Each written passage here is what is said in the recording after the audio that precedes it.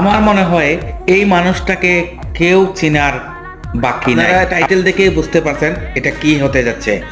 যে মানুষটা, এটা হলো বাংলার কিং। বাংলার কিং নামে পরিচিত আজম বাবর।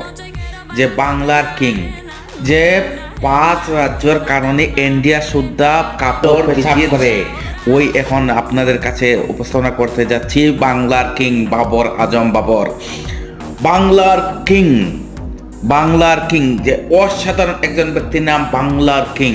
যে বাংলাদেশে যদি একজন লোক থাকে তাহলে বাবর আজম বাবরই আছে, যে বাংলার কিং হিসেবে, বাংলার হিরো, বাংলার নায়ক, বাংলার কিং। এখন অবশ্যই আপনারা বুঝতেছেন ওইটা কে। সবাই জানা গেছেন গ্রামগঞ্জের, ঢাকা সিটি এলাকায় সবাই চিনে বাংলার কিং বাবর আজম বাবর। তো আপনারা বুঝতে পারছেন, সবাই দেখতে থাকেন বাবর আজম বাবরের কাহিনী।